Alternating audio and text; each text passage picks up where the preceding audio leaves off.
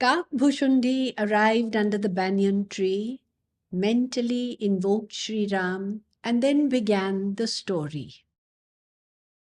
Bharat had declared that his welfare lay only in serving Sri Ram, and so he agreed to govern Ayodhya not as king, but as the sevak of Sri Ram.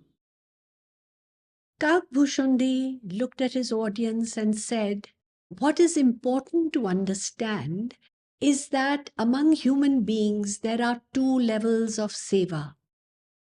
The first is that of the seeker who does everything he has to do as a seva or worship of Bhagwan. Such seva implies self-effort. But then there are the few rare individuals like Bharat who have reached the highest levels of bhakti, called Parama Bhakti, and for them seva becomes second nature to them. It becomes spontaneous, as effortless as breathing. And in this case, there is not the slightest desire for any kind of result from that seva."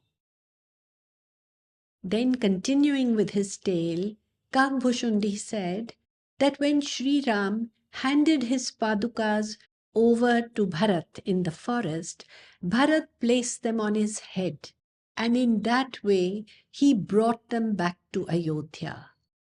In Ayodhya, he placed those padukas on the throne, so that whenever the citizens would see them, they would remember Sri Ram and feel his presence. They would also remember that he would return after 14 years and physically sit on the throne. Bharat chose not to live in a palace. He chose to live in Nandigram on the outskirts of Ayodhya.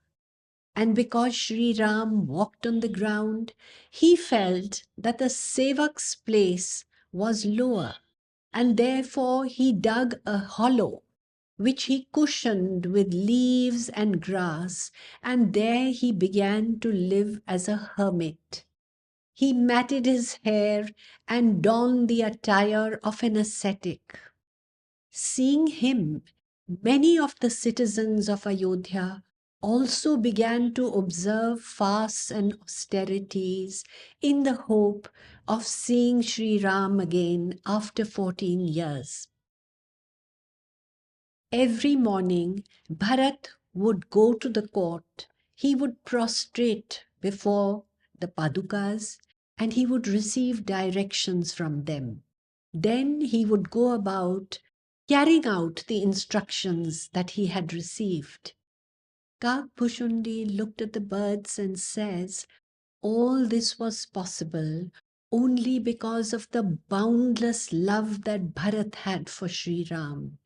It is hard to understand this kind of communication, but everything is possible when such a pure, selfless and divine love exists. Bharat was the most noble personality, and it is to him that the entire credit goes for bringing Sri Ram back to Ayodhya after 14 years. Just then there was a reflective pheasant who wanted to know, what seva can we birds do? Kakbhushundi said that the only seva that we can do as birds and which we should do is to love Sri Ram. He asks us nothing but love. He never imposed any injunctions or prohibitions on us, nor did he expect us to study the Dharma Shastras and any of the other complicated texts. All he gave the animals and birds in the forest was his unconditional love.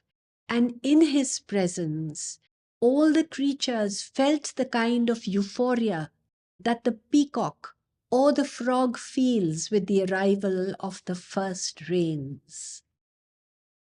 See how blessed we are, said Kakbhushundi, We birds have no restrictions of any kind on us. We can go wherever we like. We wander around freely in the creation of Bhagwan. Nobody questions us. And look at human beings. They have so many restrictions upon them, where they can go, who they can meet, where they can live. Human beings have completely forgotten that this creation belongs to Bhagwan, and they have created divisions and boundaries even in the seas, in the rivers, and in the skies. We are so fortunate to have bird bodies, said Kakbhushundi, because by having these bodies, we have been spared so much of stress, so much greed, and unending temptations which human beings are always assaulted with. They say that Bhagwan loves the desireless devotee. We as birds have such few desires, and that is why he loves us so much. Then Kakbhushundi asked a question of his audience. What do you think has been the gain of listening to this story? I love Sri Ram more and more, came one response. I love Sri Ram and Kakbhushundi more and more, came a second response. I feel love for all creatures under the sun, was the third response. Kakbhushundi beamed. Yes, the greatest gain of listening to the story is that bhakti gets deepened and strengthened. You see, the purpose of this story is only to evoke bhakti. And Sri Ram says, bhakti is when his heart is touched. So we must ask ourselves, have my thoughts, have my actions, have my words melted the heart of Bhagwan? Just then, a kite wanted to know how they could deepen their bhakti.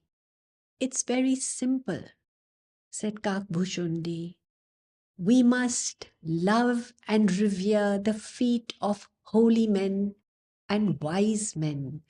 When they teach us something, we must follow their instructions and love and respect them.